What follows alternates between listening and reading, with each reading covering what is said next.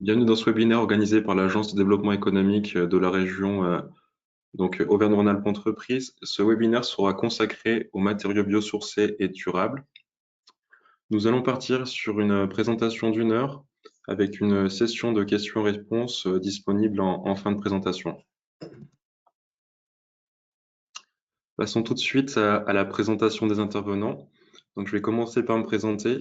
Corentin Bonnefoy, analyste sectoriel et territorial au sein du pôle intelligence économique et territoriale de l'Agence de développement économique, donc Auvergne-Rhône-Alpes Entreprises.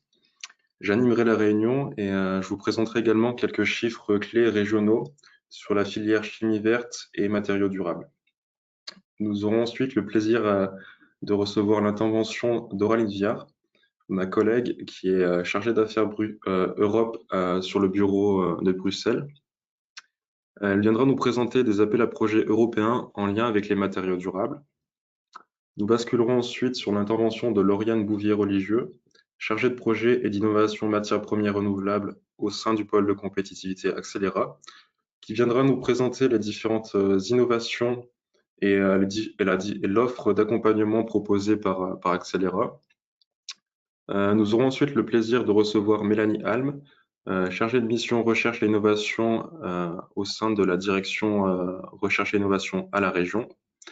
Et enfin, nous aurons le plaisir de conclure cette présentation par l'intervention d'Alexis von Schammer, directeur général de l'entreprise ligérienne Lactips, qui viendra nous présenter le premier polymère naturel 100% biosourcé développé par l'entreprise.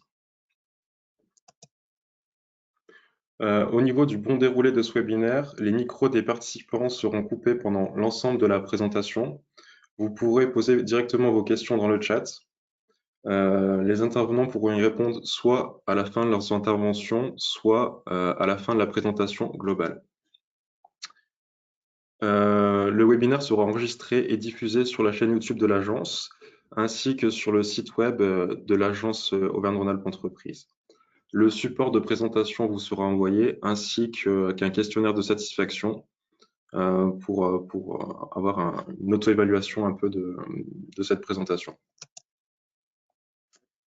Passons tout de suite à la première partie de ce webinaire consacré à la chimie et aux matériaux biosourcés en région. Comme je l'évoquais rapidement en préambule, donc, ces chiffres sur la chimie biosourcée sont issus du panorama de la chimie en Auvergne-Rhône-Alpes. C'est un travail collaboratif qui a été mené avec différents pôles de compétitivité, notamment Accélera, Polyméris, Innovalliance, Lyon Biopôle, mais aussi avec des acteurs de l'accompagnement, notamment France Chimie, Lyon Vallée de la Chimie, la plateforme chimique des Roches-Roussillon et le campus des métiers et des qualifications d'excellence basé à Vienne. On a eu le plaisir également d'avoir le soutien de la Fédération nationale France Chimie, de l'INSEE et de différents acteurs industriels pour compléter le tour d'horizon. Ce panorama recense et qualifie l'ensemble des acteurs de la chimie en Auvergne-Rhône-Alpes et notamment l'ensemble des acteurs de la chimie biosourcée et des matériaux durables, ce qui va nous concerner directement aujourd'hui. Donc assez rapidement, la chimie biosourcée fait partie de la chimie verte avec la spécificité que la matière première utilisée est issue de biomasse végétale, donc de plantes, bois, produits végétaux, algues, etc. Donc il s'agit de matières renouvelables et non pas de ressources fossiles comme le pétrole, le gaz ou le charbon. Le fait qu'un produit soit biosourcé ne veut pas forcément dire qu'il est biodégradable. Les bioplastiques dont la structure moléculaire est identique au plastique peuvent être recyclés dans les filières de traitement existantes. Donc, la filière chimie au sens large en région compte 679 entreprises avec 841 établissements. Cela représente 32 300 salariés. Nous sommes la première région de fabrication et d'exportation de produits chimiques en France, devant l'Île-de-France. Nous pouvons compter sur 110 formations dans l'enseignement supérieur, ainsi que 35 centres de recherche spécialisés. Au niveau de la filière chimie biosourcée en région, on compte 156 établissements, 1770 salariés, 24 formations relevant de l'enseignement supérieur spécialisé, ainsi que 14 centres de recherche publics. Au niveau des différents territoires, on remarque que la Drôme est le premier territoire en région avec 637 salariés, notamment en lien avec sa spécialisation sur la fabrication de parfums et de cosmétiques d'origine naturelle. On voit aussi que le Puy-de-Dôme et le Rhône sont deux territoires très spécialisés sur cette filière avec près de 300 salariés. Aujourd'hui, nous allons nous concentrer davantage sur tout ce qui est matériaux biosourcés et non substances biosourcées. Donc, on n'aura pas les parfums et cosmétiques ni l'industrie pharmaceutique d'origine biosourcée. Au niveau des principaux produits et matériaux fabriqués par les établissements régionaux, on remarque que 194 établissements ont des produits issus de la nature ou des biodéchets. On a 16 acteurs en région qui fabriquent des pigments ou colorants d'origine naturelle. On a 15 acteurs qui sont spécialisés sur les polymères d'origine biosourcée.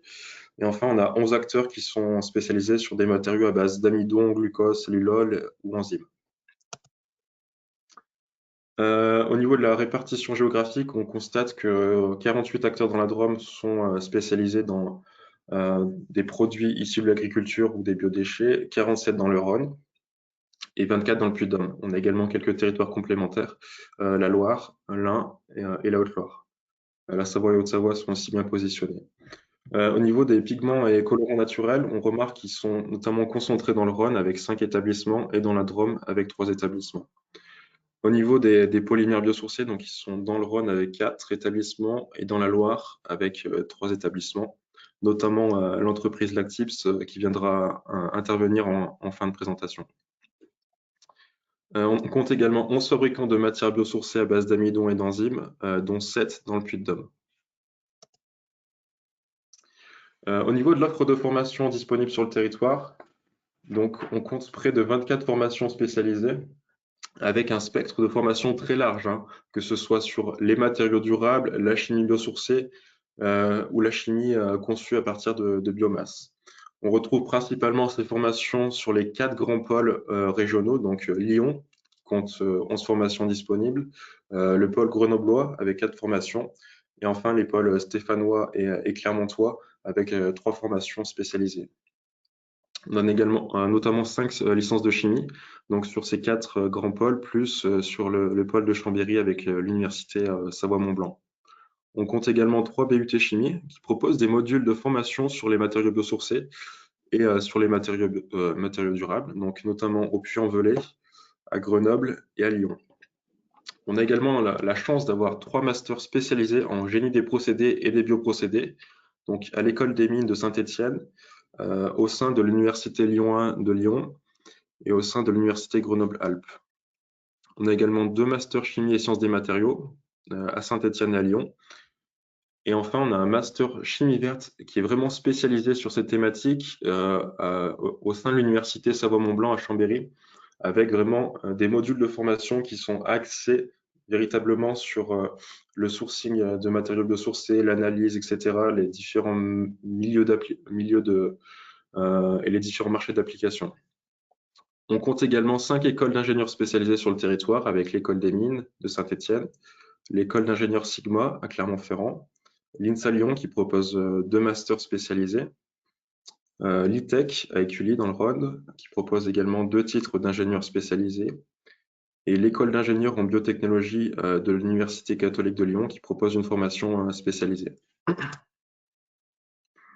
Au niveau de l'offre de recherche, on constate que l'offre est assez large et concerne tous les matériaux, donc que ce soit le papier, le carton, le textile, le plastique, la chimie, avec notamment une offre dans le Rhône qui est assez complète. Le laboratoire Mathéis propose une spécialisation sur la science des matériaux, sur les métaux, céramiques, polymères et tous les composites, avec le développement et la validation de nouveaux matériaux. On a également un laboratoire ICBMS à Lyon qui travaille sur la chimie biosourcée avec la valorisation de la biomasse et les substituts utilisés aux ressources fossiles, donc les tensioactifs, les solvants, les intermédiaires de synthèse, les monomères, etc. On a également le laboratoire IFPEN, donc Institut français du pétrole et des énergies nouvelles qui est basé à Solèze, hein, dans la vallée de la Chimie, qui travaille sur la chimie biosourcée, notamment sur tous les grands intermédiaires chimiques, afin de donner la chance aux industriels de pouvoir accéder à une matière première biosourcée qui ne rentre pas en concurrence directe avec l'alimentation. On a également le laboratoire IRC à Lyon, qui travaille à la fois sur les modes de synthèse et sur les propriétés et les procédés applicatifs durables. On a également le laboratoire CP2M, donc catalyse, polymérisation, procédés et matériaux à Lyon, qui travaille sur les molécules, matériaux avancés et génie des procédés afin de concevoir de nouveaux catalyseurs par des approches moléculaires assez innovantes. Et enfin, on a un laboratoire qui peut, je pense, vraiment vous intéresser. C'est le laboratoire ingénierie des matériaux polymères, qui est à la fois basé à Lyon et à Saint-Étienne, qui travaille notamment sur la chimie des polymères, sur les matériaux biosourcés pour la fabrication de polymères, avec notamment une spécialisation sur les polymères pour les sciences de la vie, avec des matériaux à base de polymères naturels pour des applications en médecine régénérative, notamment de tissus mous. Sur la Loire, donc, on a ce centre de recherche, plus laboratoire LBP-PAM, qui travaille sur les plantes aromatiques et médicinales, et le centre matériaux et surface de l'école des mines, qui travaille, lui, sur les composites synthétiques et biosourcés. Sur le pôle isérois de recherche, donc sur la région grenobloise, on a le CERMAV, qui travaille sur les macromolécules végétales, le laboratoire des matériaux et du génie physique, et un laboratoire qui peut être vraiment très intéressant, c'est le LGP au carré, donc le laboratoire de génie des procédés pour la bioraffinerie, les matériaux biosourcés et l'impression non fonctionnelle, qui travaille notamment sur le développement de matériaux biosourcés issus de la biomasse végétale pour les composites et tous les matériaux fibreux. Et on a enfin également le laboratoire du CEA, l'ITEN, qui possède une plateforme de chimie verte. Pour conclure, on a l'Institut Pascal sur le pôle clermontois de recherche, qui est spécialisé sur tous les bioprocédés et le développement de matériaux durables. Pour conclure cette présentation donc, sur la chimie verte et les matériaux durables, voici un tour d'horizon assez succinct de l'offre d'entreprise disponible sur le territoire, avec différents acteurs spécialisés sur les polymères biosourcés, et avec un acteur qui est spécialisé sur les polymères naturels, qui est l'Actips. On a également d'autres acteurs industriels qui sont spécialisés sur les additifs, les produits pour la plasturgie, notamment Ademajoris, Arkema, Avient et Aldivia. On a également de nombreux acteurs qui fabriquent des pigments additifs et colorants biosourcés pour tout type de matériaux, donc pour la plasturgie, mais aussi pour le textile et pour le papier carton. Donc on a quand même beaucoup d'acteurs, avec notamment une start-up qui vient de s'installer sur la plateforme chimique des Roches-Roussillon, l'entreprise Pili, qui développe des colorants à partir de biomasse. C'est une entreprise très innovante qui vient de s'installer donc en Isère. On a également des produits biosourcés pour le bois avec l'entreprise Conda, qui fabrique des huiles et lubrifiants pour le bois, papier, carton. Et enfin, certains acteurs pour le textile. Donc, on a 4 acteurs qui fabriquent des colorants pour le textile, avec notamment l'entreprise Pili. Passons maintenant tout de suite à la présentation des différents appels à projets européens sur les matériaux durables et biosourcés présentés par Auraline Viard. Oui, merci beaucoup Corentin. Bonjour à tous, je suis Aurélie Nuillard, donc chargée d'affaires au sein du bureau Europe, au sein de l'agence Auvergne-Rhône-Alpes Entreprises, qui est évidemment basée en région, mais moi je suis basée à Bruxelles. Alors, je vais vous présenter un panorama un petit peu des appels à projets européens sur les matériaux durables et biosourcés, mais vous verrez que voilà, il y a beaucoup de programmes européens et dans chaque programme, il y a plusieurs appels à projets. Donc là, l'idée, c'est vraiment de faire un panorama superficiel, mais on pourra rentrer dans le détail ensemble lors d'un rendez-vous ultérieurement. Alors, si je commence avec le programme Horizon Europe, c'est un programme avec lequel on a l'habitude de travailler. C'est pour des projets collaboratifs, des gros projets collaboratifs. Ça vise à soutenir des projets de recherche et d'innovation en réponse à des défis sociétaux et industriels. Dans le programme, on a notamment identifié le cluster 4, pour 2025 dédié au numérique, à l'industrie et à l'espace. Et au sein du cluster 4, la destination 2, qui concerne tout particulièrement les matériaux premiers, les produits chimiques et les matériaux innovants. Donc voilà, donc au sein de cette destination 2 dans le cluster 4, dans le programme Horizon Europe, il y a plusieurs appels à projets qui vont ouvrir et qui vont fermer au fil de l'eau sur 2025. Donc il faudra regarder dans le détail chaque appel à projet pour connaître sa date de clôture. Mais en gros, ça fonctionne avec des subventions, entre 60 et 100% de subventions pour les projets qui peuvent bénéficier de gros budgets. C'est entre 5 millions et 8 millions d'euros. Voilà, c'est pour donner une ordre de grandeur. Parfois, c'est un peu plus, un peu moins. Et voilà, c'est des projets collaboratifs avec minimum 3 partenaires européens et dans les faits, c'est souvent plus. Voilà, donc ça, c'est des gros projets collaboratifs. Au sein du programme Horizon Europe, toujours, il y a des partenariats européens. On a notamment identifié le partenariat Circular Biobase Europe, qui est dédié à l'innovation et au développement de solutions biosourcées innovantes. Donc lui, il est totalement adapté pour le sujet qui nous concerne aujourd'hui. Il s'adresse à toute entité légale, dont des PME. Donc les appels vont ouvrir en avril de cette année et vont fermer le 17 septembre de cette année. Et encore une fois, c'est des subventions à plusieurs millions d'euros par projet. C'est des projets collaboratifs. Donc là, on reste sur des gros projets collaboratifs européens. Alors, en revanche, il existe aussi donc des financements en cascade. Là, c'est des petits appels à projets complètement dédiés aux PME. C'est beaucoup plus accessible aussi parce que les candidatures sont beaucoup plus simples à faire aussi. Mais les subventions sont moindres. C'est 500 euros et 60 000 euros par bénéficiaire. Et donc, c'est pour financer une brique d'un projet. Ça va pas financer un projet, ça va financer une brique d'un projet. Et donc, c'est pour financer des activités de type d'innovation, d'internationalisation, de transition ou de formation. Et donc, ça peut être des projets qui sont individuels ou collaboratifs, mais essentiellement individuels. Donc, ça permet de ne pas avoir à constituer de consortium, donc c'est beaucoup plus accessible. Là, on travaille aussi avec le programme Eurostar. Là, c'est un bon intermédiaire entre les gros projets collaboratifs Horizon Europe et des petites subventions sous forme de financement en cascade. Là, ça permet des projets collaboratifs de taille intermédiaire parce que c'est donc minimum 2 partenaires de 2 pays différents. Et ça peut être que 2 partenaires, ça peut ne pas être en plus comme c'est souvent le cas dans les programmes avec le programme Horizon Europe.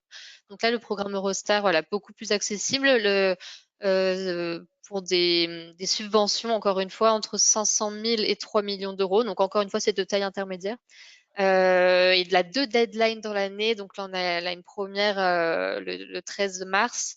Mais la deuxième, je pense, ça laisse un peu plus de temps pour faire la candidature. Ça va tomber le 11 septembre 2025. Donc, ça finance des projets de recherche et d'innovation collaboratifs et toutes thématiques confondues. Donc, ça permet voilà, que vous venez avec votre projet, vous le présentez et il n'y a pas à essayer de rentrer dans un appel à projet dont la thématique est préfléchée. Voilà, c'est des appels blancs, comme on dit. Également le programme LIFE. Alors ça, c'est un programme européen dédié à la préservation de l'environnement, à la protection de la biodiversité, de la lutte contre le réchauffement climatique. Donc les appels à projets vont être ouverts entre avril et septembre de cette année. Et alors concrètement, ça permet en fait de tester de nouveaux matériaux en environnement réel. Et donc ça peut être des projets soit collaboratifs, soit monobénéficiaires. Et c'est encore une fois sous forme de subvention. L'argent est versé sous forme de subvention entre 500 000 euros et 10 millions. Donc la fourchette évidemment est très large, mais ça va dépendre des appels à projets. Voilà, ça va dépendre de chaque appel à projet. Donc il faut à chaque fois regarder bien dans le détail.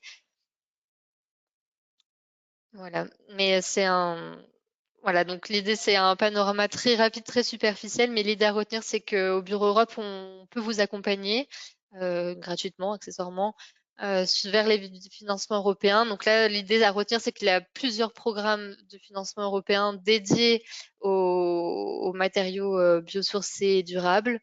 Donc, et à l'intérieur de chaque programme, il y a plusieurs appels à projets. Donc, il faut regarder dans le détail, mais ça, on peut évidemment vous aider. On peut faire fait des rendez-vous, on regarde un peu plus en détail votre projet pour cibler le programme et au sein du programme, cibler le bon appel à projet. Donc voilà, le message à retenir, c'est n'hésitez pas à revenir vers nous. J'ai mis l'adresse générique de notre bureau Europe pour qu'on regarde un peu plus dans le détail. Et juste avant de conclure, je précise que là, je suis passée voilà, de façon superficielle sur les différents programmes, mais dans le PowerPoint qui vous sera envoyé, je suis rentrée dans le détail, j'ai détaillé certains appels à projets qui m'ont semblé là très pertinents et qui sont ouverts actuellement, notamment avec les financements cascades, là, les petits financements que j'ai présentés. J'en ai ciblé 4 qui sont hyper appropriés avec le sujet qui nous intéresse aujourd'hui. Donc, vous aurez ce détail-là dans le PowerPoint qui vous sera transmis. Voilà, merci. Merci Auraline pour cette intervention très, très, très pertinente sur la thématique des matériaux biosourcés avec les différents appels à projets européens ouverts sur le sujet. Passons maintenant tout de suite à la présentation d'Accéléra, donc de Lauriane Bouvier-Religieux, qui nous présentera donc les différents projets d'innovation sur les matériaux biosourcés accompagnés par le pôle de compétitivité. Oui, merci Corentin. Bonjour à tous. Donc, je suis Lauriane Bouvier. Je suis chargée de projet innovation matières premières renouvelables au sein du pôle Accéléra. Et donc, aujourd'hui, je vais prendre le temps de vous présenter un petit peu notre structure. Donc, ce qu'il faut savoir, c'est que le pôle Accéléra, il a été fondé en 2005 par les membres fondateurs de la chimie, de l'environnement et du déchet. On a intégré un petit peu plus tard un membre premium qui est Michelin avec la fusion des régions Auvergne et Rhône-Alpes pour avoir une représentativité sur l'ensemble du territoire. Donc, un pôle de compétitivité, il faut savoir aussi qu'on est association loi 1901, qu'on est financé en partie par des financements publics, mais aussi par des financements privés. Quand on parle de financement public, on parle de l'État, de la région Auvergne-Rhône-Alpes et des 3 grandes métropoles, Lyon, Clermont et Grenoble. Si on passe à la slide d'après, c'est pour vous montrer un petit peu le réseau d'Accéléra. Aujourd'hui, on a 400 membres au sein du pôle de compétitivité. On est spécialisé dans la chimie, l'environnement et l'ingénierie des procédés. Et vous verrez qu'en termes de typologie de structure, ça va vraiment de la TPE-PME jusqu'à la start-up, le grand groupe. Donc, c'est vraiment très varié. Et on intègre aussi les laboratoires académiques et les centres techniques pour pouvoir faire un lien favorisé entre le public et le privé. En termes de compétences, donc en tant que pôle chimie, environnement, ingénierie des procédés, on va regrouper plusieurs compétences, la production de matières premières et d'énergie, la production de produits chimiques matériaux, des services à l'industrie, des services en environnement. On intègre aussi des membres qui vont avoir des compétences plutôt dans le financement privé pour pouvoir accompagner aussi nos startups dans leur développement économique et leur recherche de fonds. Voilà. Et si on passe à la slide suivante, on a une équipe d'experts aussi qui est spécialisée dans l'accompagnement à l'innovation et au développement économique dans les secteurs de la chimie, industrie des procédés et environnement.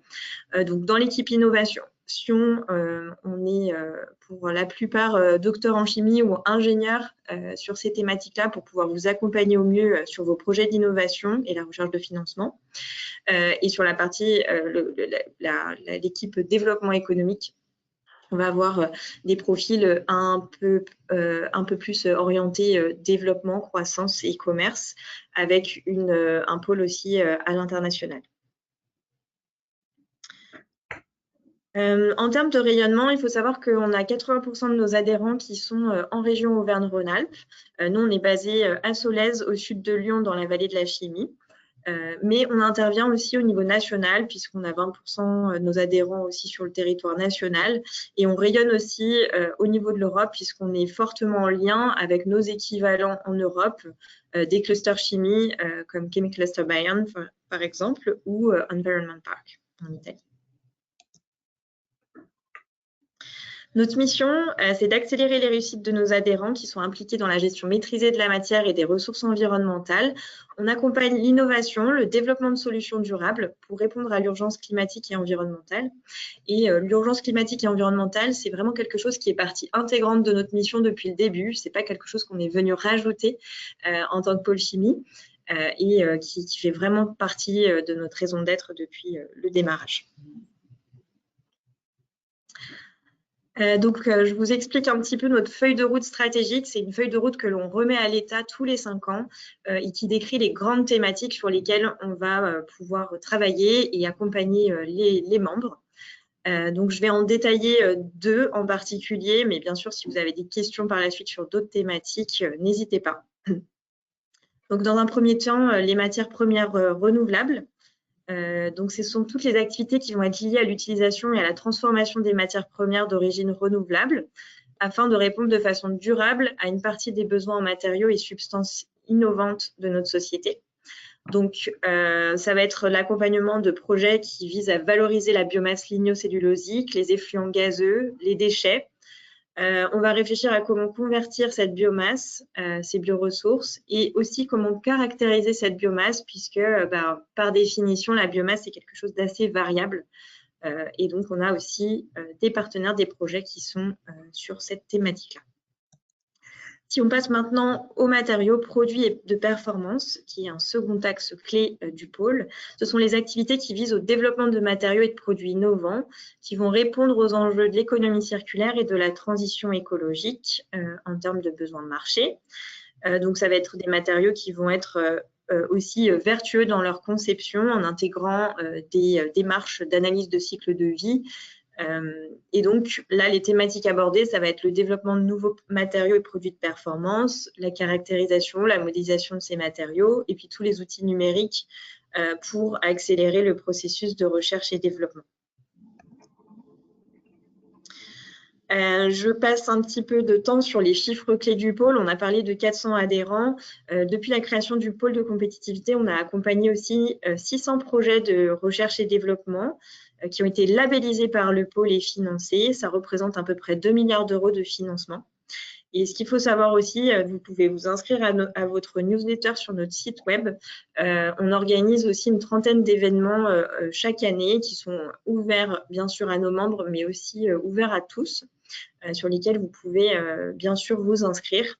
Et on a accompagné aussi depuis la création du pôle une quinzaine de levées de fonds, ce qui représente 100 millions d'euros, puisqu'on parle plutôt de levée de fonds early stage dans le développement des startups. Je vais passer un petit peu sur un peu de temps sur notre offre de services pour vous expliquer dans les grandes lignes ce que l'on est en mesure de faire pour nos membres. Notre premier rôle, c'est déjà de mettre en réseau nos adhérents par des événements, par des mises en relation directes ou par des activations du réseau quand on recherche des partenaires en particulier. La seconde de nos missions, c'est vraiment d'accélérer l'innovation. Je le détaillerai juste après pour vous détailler un petit peu notre mission sur cette thématique-là. On va également accompagner la croissance par le développement économique de nos membres et puis vous promouvoir, représenter en valorisant les projets d'innovation qui ont été financés, par exemple, sur nos réseaux, sur nos sites web ou sur nos événements. Donc, je vais détailler un petit peu plus la partie innovation qui nous intéresse aujourd'hui. Le pôle Accéléra, donc sa mission, c'est vraiment aussi de faire pour vous de la veille d'opportunités de financement, que ce soit au niveau régional, national et européen. Donc, sur l'espace adhérent à Accéléra, on a accès justement à l'ensemble des dispositifs qui sont ouverts à une date précise. On aide aussi à l'émergence de projets. Donc, quand il y a un projet d'innovation qui émerge et qui est parfois très peu mature, on aide aussi les porteurs de projets à faire maturer ce projet. On appuie également à l'ingénierie du projet, comment structurer le programme de travail, comment rechercher de nouveaux partenaires, des compétences en particulier. Et on accompagne jusqu'à l'obtention de la subvention par des relectures expertes et un processus de labellisation que je vais vous détailler juste après. Une fois que le projet est financé, on a aussi pour rôle de valoriser ce projet pour le mettre en avant dans notre communauté. Donc, quelques mots sur le processus de labellisation. En gros, c'est un processus d'évaluation des projets qui permet vraiment de passer à la moulinette le projet d'innovation et augmenter ses chances de succès. Dans le processus de labellisation Accélera, le projet va être à la fois relu par les membres de l'équipe, donc des chargés de projet innovation, ingénieurs docteurs en chimie, qui vont interroger la clarté de l'argumentaire et les fondamentaux de la structuration du projet. Ensuite, le projet va être passé devant un expert externe scientifique qui va plutôt, lui, évaluer en particulier la qualité scientifique de la proposition. Et en dernier lieu, le projet va être présenté devant un comité de labellisation qui va être composé des membres de notre bureau, donc des industriels, des directeurs R&D, voilà, dans leur fonction, qui vont venir aussi challenger l'aspect économique du projet, pas seulement l'aspect scientifique. Si on passe du coup à la slide d'après, je vous explique dans les grandes lignes, mais ça vous pourrez le lire à tête reposée, ce qu'on va évaluer dans la labellisation. Et puis pour vous donner quelques chiffres, en 2022-2023, on a accompagné 74 projets. Alors il y a des petites choses qui ont sauté dans la présentation, je vous les remettrai. Donc sur l'accompagnement à l'Europe, on a à peu près 40% de taux de succès. Au national, sur les appels à projets type par exemple France 2030, on va être autour de 70%, ce qui est vraiment une réussite par rapport aux taux de succès qui sont expérimentés par des porteurs de projets qui vont seuls porter leur projet. Ça va être plutôt autour de 25%. Et puis, on a aussi la capacité de vous accompagner aussi sur la région, sur les appels à projets régionaux. Je termine justement par les événements techniques. Je vous communiquerai du coup les événements techniques qu'on anime autour de la thématique matériaux biosourcés. Notamment le 20 février, on a une journée technique sur les briques moléculaires biosourcées, porteuses d'innovation pour la chimie et les matériaux. Donc, si vous souhaitez vous inscrire, n'hésitez pas à consulter l'événement sur le site. On aura aussi une série de webinaires sur l'incorporation de matières biosourcées et recyclées dans les matériaux, qu'est-ce que ça peut apporter, quels sont les leviers, les défis. Et puis sur la thématique matériaux produits de performance, on aura un webinaire sur les plateformes technologiques académiques qui peuvent être des partenaires en fait pour venir développer vos produits. Puis une journée technique sur l'évolution des technologies de synthèse, caractérisation, exploitation des nouveaux matériaux inorganiques dans les MOF. Quelques mots maintenant sur deux projets qu'on a accompagnés au niveau d'un dispositif régional. Donc le projet Spectra qui est porté par la startup Funcell. Donc le projet Spectra, c'est un projet qui a pour ambition de transformer l'ensemble de l'industrie papetière en développant des additifs biosourcés qui vont être issus des déchets de l'industrie agroalimentaire locale afin de renforcer significativement les propriétés mécaniques à l'état sec et à l'état humide du papier. Donc globalement, c'est un projet qui vise à renforcer les propriétés d'un papier. C'est la startup Funcell qui porte ça, c'est une startup grenobloise. Et on va viser ici le marché papetier. Je ne peux pas en dire beaucoup plus sur ce projet, autre qu'il a été déposé sur une transformation des PME par l'innovation pour un budget à peu près de 900 000 €. Un second projet, le projet Régénère, qui a été porté par la société Mundao, qui vise à améliorer la formulation de superabsorbants pour le développement de couches compostables. Donc là, on est sur un projet collaboratif qui a été porté par Mundao, mais en collaboration avec la société GreenTech, qui est basée à Clermont, et l'Institut national polytechnique de Clermont-Auvergne. Donc là, on est vraiment sur des technologies de polymères superabsorbants pour un marché plutôt santé, produits d'hygiène. Et là, c'est le dispositif sur lequel on a accompagné le porteur, c'est donc un appel à projet BPI France IDEMO régionalisé pour un budget de 1,3 million d'euros. Donc voilà, surtout si vous avez des questions en fin de webinaire, n'hésitez pas, je suis à votre disposition pour y répondre. Merci beaucoup. Merci Lauriane pour cette intervention également très pertinente sur l'offre d'accompagnement proposée par le pôle de compétitivité Accélera et la présentation des différents projets accompagnés par Accélera. Passons maintenant tout de suite à la présentation de l'appel à projet régional de recherche et d'innovation ciblé sur les matériaux durables, présenté par Mélanie Alm, chargée de mission et recherche à la région. Oui, merci Corentin pour l'introduction. Donc bonjour à tous. Donc je veux bien qu'on passe à la slide suivante, s'il te plaît. Ouais, parfait, merci. Donc à l'origine de cet appel à projet, il y a le plan régional pour l'économie, l'emploi, la formation et l'innovation, qui a le doux nom de SRESRI. Donc ce plan régional identifie en fait 4 filières d'excellence de la région, dont celle des matériaux durables. Donc cette filière, en fait, la région s'est rendu compte que c'est une filière donc solide, structurée, mais qui manque encore de visibilité et qui fait face surtout à beaucoup de contraintes qui sont imposées par les nouvelles réglementations et nouvelles normes qui sont de plus en plus nombreuses et qui sont de plus en plus contraignantes.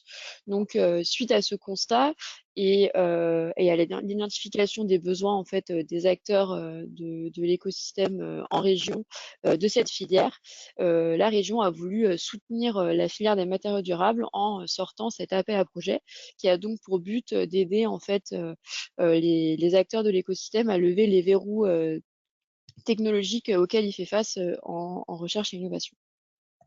Donc pour aller plus dans le détail en fait de cet appel à projet, donc les projets attendus sont des projets de recherche et d'innovation en partenariat public-privé, donc des projets collaboratifs ou alors des projets plutôt type plateforme avec des équipements de R&D qui sont mis à disposition en fait de l'écosystème.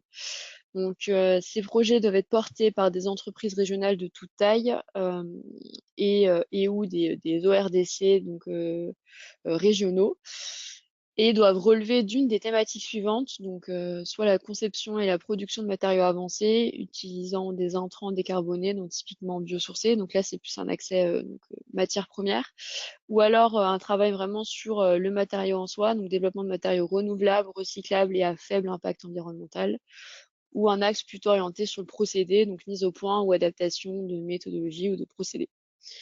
Côté procédure, justement, donc les projets vont être instruits au fil de l'eau et vont être orientés vers le guichet le plus adapté pour un soutien financier. Donc là, je vais passer un peu plus de temps sur cet aspect-là parce que c'est l'aspect donc qui est pas très clair et qui a posé pas mal de questions. Donc en fait, cet appel à projet, il se situe entre un appel à projet et un AMI concrètement.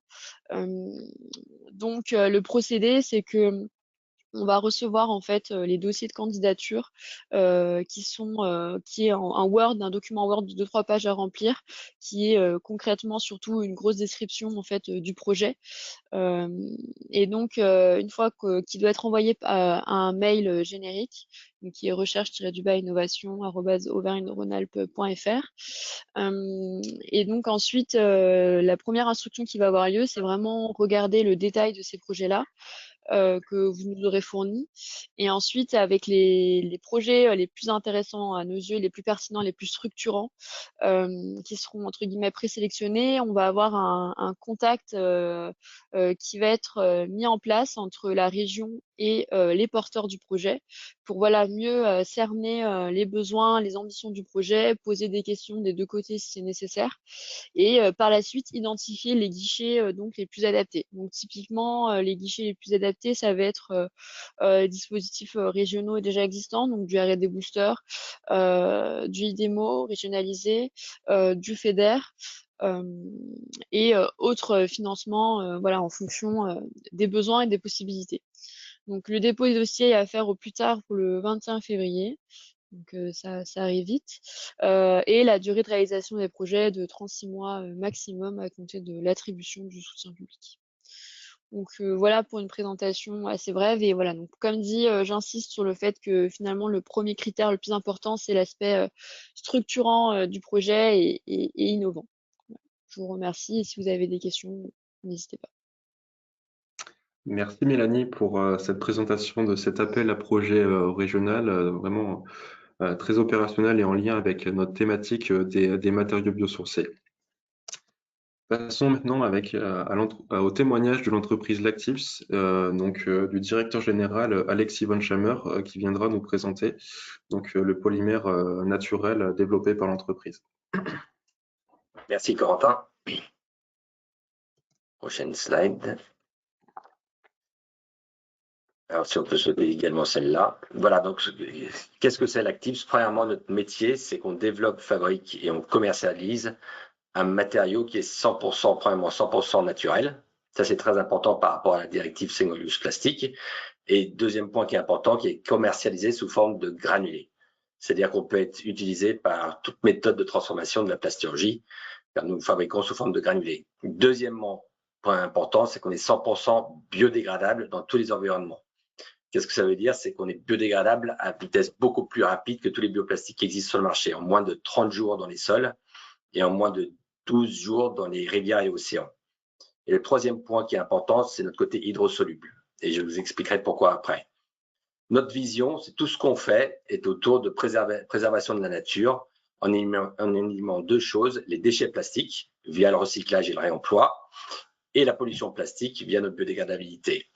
Et notre mission, c'est justement d'accompagner tous les transformateurs de la plasturgie, mais également du papier, ainsi que les metteurs sur le marché dans leur transition écologique vers des solutions 100% vertueuses, alternatives au plastique fossile. Donc, on est vraiment passé, on existe depuis 2014. Donc, on est vraiment passé d'une deep tech reconnue à une entreprise, à une vraie PME industrielle. Donc, le démarrage s'est fait en 2014 via un premier centre R&D. Une première ligne de production qui était plutôt une ligne pilote a été installée à Saint-Jean-de-Bonnefond en 2016. Et puis, le grand virage pour l'Actips s'est effectué en 2022. Il y a plusieurs niveaux. Premièrement, une première usine de 4200 mètres carrés à Saint-Paul-en-Jarret, qui est certifié ISO 9001. On possède un atelier de développement, de recherche et développement avec 2 lignes pilotes plus une ligne de gonflage et un laboratoire très bien équipé pour tout ce qui est contrôle qualité, mais également pour le développement de nos produits sur différents marchés. Deuxième point important, c'est qu'on a une nouvelle gouvernance. Donc moi, je suis arrivé en 2022. Issu de la plasturgie. J'ai fait plus de 25 ans dans la plasturgie côté matériaux, d'un côté chez un Américain, Dow Corning, et puis de l'autre côté chez Mitsubishi Chemicals. Donc, j'ai une grande expérience de la plasturgie, aussi bien en recherche, développement, business development à l'international que côté production. Et deuxième point, on a changé de directeur commercial, qui était quelqu'un qui était issu de la transformation des plastiques pour l'emballage. Donc, une très grande connaissance de la transformation dans la plasturgie. Et on a également changé de président, un président du conseil qui était issu également de l'industrie. Donc, on a vraiment opéré une transition vers une PME industrielle à partir de 2022. Et on a mis en place une nouvelle stratégie avec une nouvelle approche qui est beaucoup plus alignée par rapport aux demandes et aux attentes d'économie circulaire. Donc, aujourd'hui, on est une quarantaine de personnes. On a une vraie ligne de production en place de 1500 tonnes de capacité. Et notre technologie est complètement, on dit TRL 9, donc Technology Readiness Level 9, donc qui est complètement mature et commercialisée aujourd'hui. Une slide juste pour vous expliquer les accompagnements qu'on a pu recevoir sur ces 10 dernières années à plusieurs niveaux. On a déjà l'université Jean Moulin qui nous a accompagnés parce que c'est le brevet initial, c'est l'enseignant-chercheur de l'université de Saint-Étienne, Frédéric Prochaska, qui a développé le produit au départ et qui ensuite, via un accompagnement Pulsalis, a créé cette start-up avec une visionnaire à l'époque, Marie-Hélène Grammatikoff. On a eu pas mal d'aides, on s'est beaucoup appuyé sur l'écosystème d'accompagnement au niveau régional, mais également au niveau national, notamment avec la BPI France, qui est actionnaire chez nous, donc qui a mis de l'argent dans la société, qui est actionnaire chez nous, mais également sur des projets de financement, aussi bien l'innovation qui s'appelle Deep Tech, financement Deep Tech, et via l'industrialisation et la mise en place d'une usine, via les financements BPI Première Usine. La région nous a beaucoup accompagnés tout au long du développement de l'Actips à plusieurs niveaux. Premièrement, des financements à l'innovation.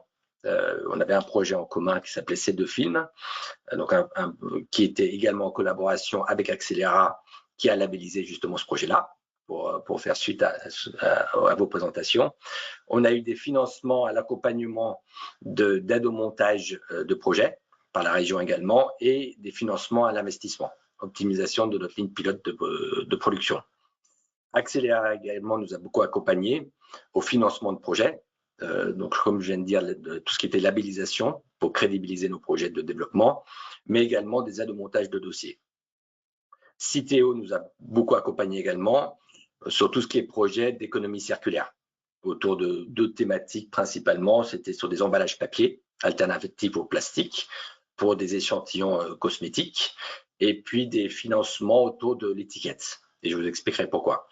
Et le dernier financement qu'on a reçu en 2022, c'est un financement à l'échelle européenne, qui sont des financements à l'innovation et de développement commercial, avec des mises en relation commerciales et de développement autour du papier. Alors, notre technologie s'appelle CareTips. Comme je vous ai dit, c'est une technologie 100% naturelle. Premièrement, ça c'est important. Donc, par rapport à la directive Single Use Plastique, on est complètement en ligne par rapport à cela. Et en termes de biodégradabilité, comme vous voyez sur l'échelle, on est certifié à tout niveau. Industrial Compost, Home Compost, Soil Compost, biodégradable dans l'eau douce, important pour les rivières, et biodégradable en milieu marin, donc pour les océans. Donc, c'est la seule technologie sur le marché qui répond à tous ces critères de biodégradabilité et aux critères de single-use plastique. Deuxième point qui est important, c'est qu'en plus de la biodégradabilité, on est aussi très acteur dans la maîtrise de fin de vie des plastiques, hors biodégradabilité, dans le recyclage sans contamination et le réemploi. Je vais vous expliquer sur la prochaine slide. Donc aujourd'hui, l'Actip s'adresse à 3 marchés particuliers. Premièrement, le papier. Comme je vous ai dit, notre matériau est hydrosoluble. Donc ça permet un recyclage à 100% de notre solution papier biomatériaux enduit dans la filière de recyclage du papier. Notre produit d'induction disparaît dans l'eau et vous récupérez 100% des fibres de papier. Ça, c'est le premier point qui est très important. Deuxième point important, c'est qu'on apporte exactement les mêmes fonctionnalités que le plastique pour les inductants sur papier. On apporte la barrière aux graisses et aux huiles minérales. On est scellable pour fermer les emballages. On est barrière à l'oxygène pour la conservation des aliments. On est sans plastique, mais les avantages en plus additionnels par rapport au plastique, on est 100% recyclable, comme je vous ai dit. On est 100% naturel, donc l'emballage peut être marketé auprès des consommateurs comme un emballage 100% naturel et sans PFAS. Deuxième plateforme avant d'aller sur le blend, c'est la plateforme film. On joue également sur le fait qu'on soit hydrosoluble. Donc, nos applications qu'on vise, c'est uniquement dans le domaine des films hydrosolubles. Et les applications qu'on vise, c'est bien évidemment tout ce qui est détergence, sans contamination de l'eau. Deuxièmement, le marché de l'étiquette pour le réemploi. L'étiquette soit en B2C, soit en B2B, avec un adhésif biosourcé 100% hydrosoluble, une étiquette film 100% hydrosoluble, sans contamination. Donc là, la preuve de concept est complètement validée au niveau pilote et au niveau industriel. Et puis la troisième application, c'est tout ce qui est film multicouche, et notamment pour séparer les couches. Notre couche aujourd'hui, quand vous faites un tricouche avec une matière de cœur qui apporte la fonctionnalité de barrière à l'oxygène, vous pouvez faire un film multicouche avec notre produit qui permet de séparer les couches. Vous broyez le multicouche, mon produit au milieu qui barrière à l'oxygène disparaît dans l'eau et vous récupérez des couches externes. Donc ça apporte beaucoup de bénéfices pour le recyclage des films multicouches. Et la troisième plateforme, c'est la plateforme Blend. Comme je vous ai dit, notre produit CareTips a une biodégradabilité extrêmement rapide et beaucoup plus rapide que les autres bioplastiques sur le marché. Et on s'est rendu compte qu'en intégrant notre produit comme ingrédient dans les autres bioplastiques, on permet d'accélérer de façon considérable la biodégradabilité des autres bioplastiques. Donc pour cela, on vise les applications pour lesquelles on met intentionnellement du plastique dans la nature. Ce sont les plastiques fugitifs et notamment dans le domaine de l'agriculture, de sport en plein air ou de loisirs en plein air. Ce qui permet dans ce cas-là d'éliminer la pollution plastique. Et la dernière slide, c'est juste pour vous montrer rapidement la rapidité de notre biodégradation. À droite, vous voyez la désintégration des biopolymères. Le premier en haut, c'est notre produit CareTips pur. Vous voyez qu'il disparaît très rapidement au bout de 10 jours. Tout en bas, c'est un film biopolyester qui met beaucoup de temps à se biodégrader. Et notre solution intermédiaire au milieu, c'est un film avec notre produit comme booster de biodégradabilité. Donc, on voit bien qu'on disparaît beaucoup plus rapidement que le biopolyester. À gauche, c'est côté papier. Vous voyez au milieu un papier avec du polyéthylène. en induction et un papier tout seul. Et vous voyez notre produit tout en haut qui disparaît beaucoup plus rapidement que la solution avec du PE. Voilà, j'ai essayé de résumer ça assez rapidement, l'activité de Lactips sur ce que nous faisons et les marchés qu'on adresse actuellement. Je vous remercie. Merci à Monsieur von Schlammer pour votre intervention très, très intéressante sur ce polymère naturel développé par votre entreprise. Hugo, est-ce que nous avons des questions dans le chat? Tu as une question pour Auraline, si elle veut y répondre en direct. Oui, la question c'est comment peut-être être mis en relation avec les startups quand on cherche un support dans le cadre des financements en cascade. Donc oui, pour répondre tout simplement, l'agence et au Bureau Europe, les collègues font partie du réseau EN, Enterprise Europe Network, et notamment via ce réseau, on trouve beaucoup de partenaires européens. Donc on peut vous aider à la mise en relation avec des partenaires français ou européens dans le cadre de projets collaboratifs ou même des fois où ils nécessitent juste un partenaire seulement. Donc on peut vous aider à ce niveau-là. Donc il suffit de nous contacter au Bureau Europe. Merci Auraline. Peut-être d'autres questions, Hugo? Oui, une question pour Lauriane. Est-ce que Lauriane, vous la voyez dans la partie questions? Non, je n'ai pas vu de questions. Je vais vous la lire. Concernant le projet Spectra, pouvez-vous nous en dire plus sur les déchets de l'agroalimentaire utilisés? Non, justement, je ne peux pas en dire beaucoup plus sur la provenance des déchets, outre que c'est de l'industrie agroalimentaire. Je suis désolée, je ne peux pas en dire beaucoup plus.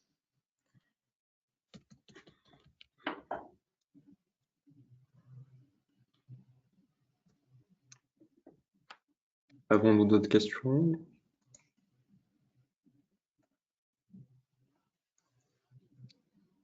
N'hésitez pas à poser des questions aux intervenants. Il y a encore une question. Il existe une grosse problématique sur le recyclage en fin de vie, notamment l'incorporation de matériaux biosourcés dans les matériaux de construction. Exemple, le béton, le bois. La structuration d'une filière est-elle prévue? Alors, c'est pas adressé à un intervenant particulier, mais si quelqu'un veut y répondre. Peut-être Lauriane? Oui, pardon, est-ce que vous pourriez juste répéter la question?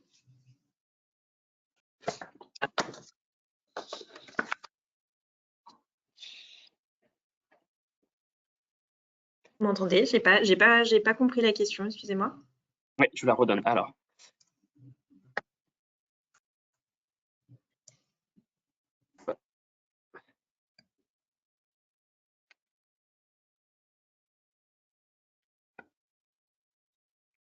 je laisse couler. Donc, il existe une grosse problématique sur le recyclage en fin de vie, notamment l'incorporation de matériaux biosourcés dans les matériaux de construction. Exemple, le béton et le bois. La structuration d'une filière est-elle prévue? Et des travaux pour la recyclabilité et valorisation des produits issus du recyclage.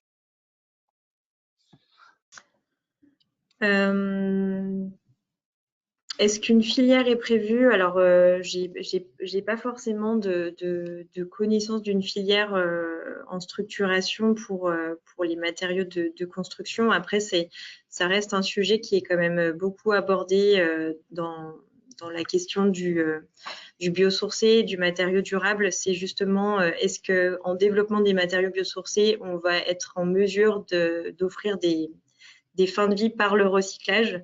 En tout cas, aujourd'hui, ce qui est sûr, c'est qu'un matériau qui est dit recyclable, c'est un matériau pour lequel il existe une filière. Donc parfois, c'est un peu le serpent qui se mord la queue parce qu'on a du mal à développer de nouveaux matériaux qui ensuite vont pas, qui sont certes scientifiquement recyclables, mais qui n'ont pas de filière aujourd'hui. Donc il n'y a pas que pour le bâtiment. En fait, il y a une vraie question aussi sur faire évoluer les filières de recyclage de manière globale. Merci Lauriane. Il y a encore une question pour Lactips. L'information a peut-être déjà été donnée. Est-il possible d'avoir des éléments sur l'origine du matériau? Le nom de la société laisse deviner un produit issu du lait. Oui, c'est notre formule est base protéine et aujourd'hui protéine de lait qui est la caséine. La caséine, c'est un coproduit dans la fabrication de matières grasses. C'est-à-dire quand vous fabriquez de la matière grasse, il y a ce coproduit qui est un peu le petit lait qui est transformé aujourd'hui en caséine. Et donc on a juste trouvé une nouvelle application. La caséine est aujourd'hui utilisée dans le domaine de la cosmétique, dans l'industrie pharmaceutique, dans l'industrie papetière également, ou dans les adhésifs. Nous, on a juste trouvé une nouvelle activité, une nouvelle source d'activité pour cette caséine qui est la fabrication d'un polymère naturel. Merci, Monsieur Bonchamer.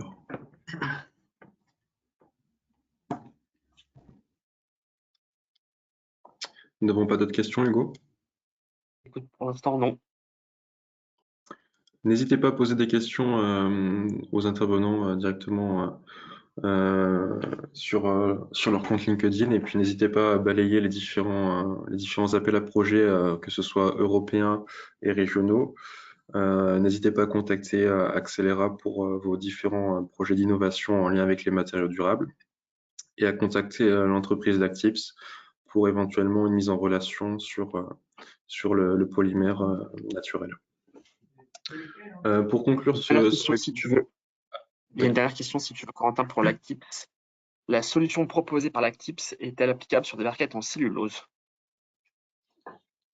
Aujourd'hui, on n'a pas développé, on n'a jamais travaillé sur ce genre d'application, mais je pense que ça mériterait d'approfondir ce sujet-là. Parce qu'aujourd'hui, on est thermoformable, donc ça peut être quelque chose qui pourrait être regardé. Parce qu'on peut apporter cette fonctionnalité également de barrière qui peut être nécessaire dans ce genre d'application. Donc, je veux bien poursuivre ce genre de discussion avec l'intervenant en question.